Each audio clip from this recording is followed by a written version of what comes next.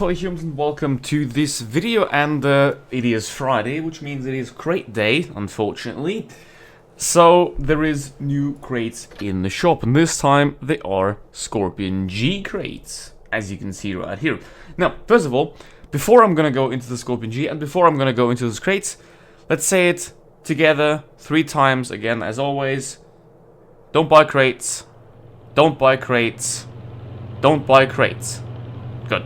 Now, since we got that out of the way, let's look at these things. Skorpion G drop chance is 4%, which is 1% less than the 5% drop chance crates, so they are bad. Then, you have obviously the same for the boosters. You have boosters all over the place, everywhere. The chances are noted everywhere. That is fine, you know. However, as you can see, most of the time, you don't get anything. The drop chance for useless boosters, the common ones, is 50%. So 50% of cases you get absolutely nothing. So yeah, what we're gonna do is I'm gonna review the Skorpion and then we're gonna open some crates, because you know I already have it, so there's no point in doing that. So I will most likely switch to my NA account and open some there. But before we do that, let's go to the Skorpion here. 2800 DPM, 460 alpha damage, insanely good aim time and dispersion, 6 degrees gun dispersion. That's alright. Now, this tank is, to all intents and purposes, better than the Canoniac Panzer. So if you wasted your money on the Canonin, rip you. This tank is certainly better. However, is it as good as the Jagdtiger with 3.5k DPM? Well, the thing is, the Skorpion G is more of a medium tank than a tank destroyer, because it has a tank destroyer gun, it has light tank armor. The middle between it is basically a medium tank, because it is based on the Panther chassis. So that's pretty much what it is. Also, the mobility is excellent for a tank destroyer. So it's basically, to all intents and purposes, it is a medium tank. So let's play it. And I'll show you how to do this now. Obviously, I play it very aggressively, you know, because with the mobility and also more with the turret, you have the chance to be very flexible with it, and you don't have to camp at the back and be useless, which is kind of what you don't want to do in this thing.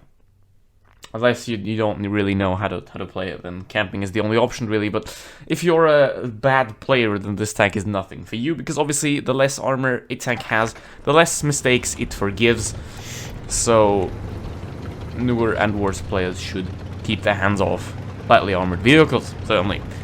Now, what do we do here? Obviously, what we want to do is we want to get the map control, which is kind of the most important thing for every game, and I've been saying that for ages, but yeah, that is the most important thing here. Now, I'm going to try to take a somewhat passive position here and see what we can do from this spot.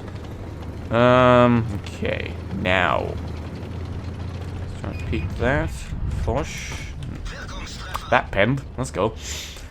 Yeah, this is a very, very strong vehicle. You know, like, it's basically the mouse gun on steroids, which means it is very, very good, actually. However, you still gotta watch out, because you have no armor whatsoever. Nada. So that is the biggest downside of this vehicle. But you can make up for that with the excellent gun and the excellent mobility that it has. So, yeah.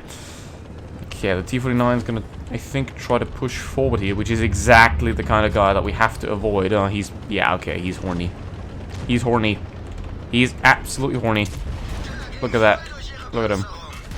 Yeah, what an idiot. He just threw away his tank just to get one shot off. Jeez. I am disappointed. I am absolutely disappointed. But yeah, obviously that is a big downside to this tank, that you can have YOLOing T-49 players, and then they're just gonna ruin your game. But in the end, doesn't really matter. 1800 damage so far, that is not too bad. Gotta try to stay in cover so I keep some hit points alive here. I mean, the problem I have, really, the only people that can one-shot me is the SU and the Foch. However, the other guy can be a problem if he shoots HE.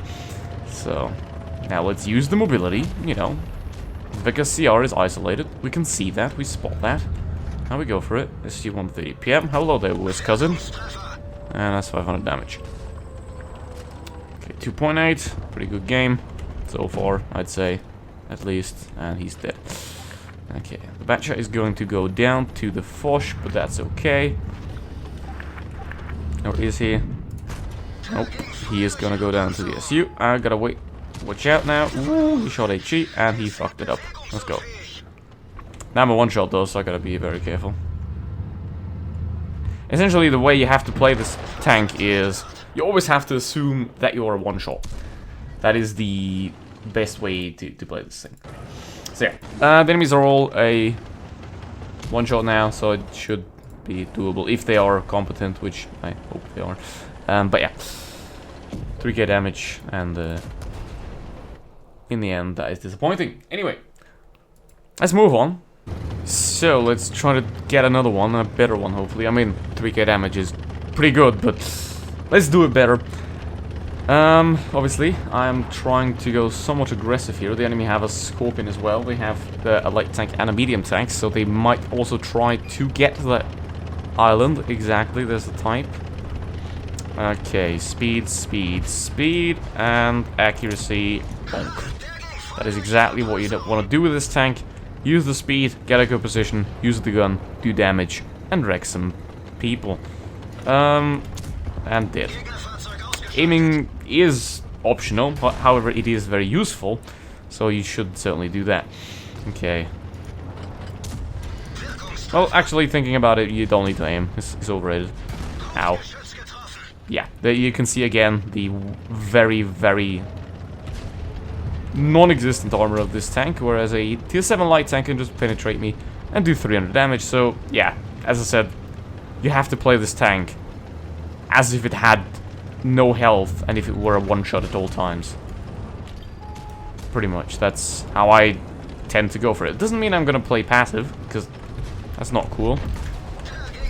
Okay, that hit the one part that didn't result in an HE pen, but I mean 300 is better than nothing. Okay, let's try that again. You just got smashed, which means you should be sort of stuck. Come on, thank you. That is the most horrible low roll of all time. Very nice. I'm still losing somehow, and I gotta pull back now so I don't get shot by the Skorpion. Nope, it's not mine. Okay, 3 left. Enemies, that is nice. They're all in the city. Don't seem to be the brightest, I would assume, if they go into the city. Huh. Let's go. It's only 6 degrees of gun depression, but obviously you can use it very nicely. Okay, 2.5k damage.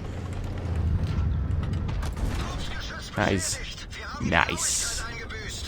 Lost the gun, but the gun does sort of work as an HE block. It has a very big muzzle break, so you can block a few HE shells here and there. However, you can't bank on that because most of the time you just get dunked when you get shot at. So yeah, be careful.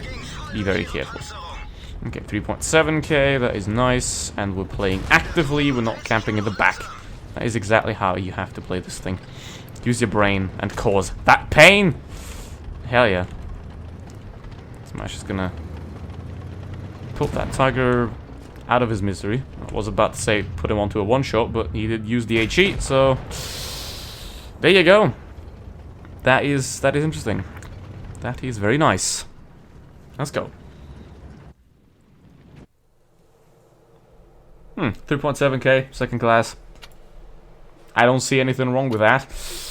Now, you've seen how good the tank is, but now I will show you how horrible the crates are. Onwards. Let's now get into the crates. Yeah, they are, well, they're crates, so fuck them.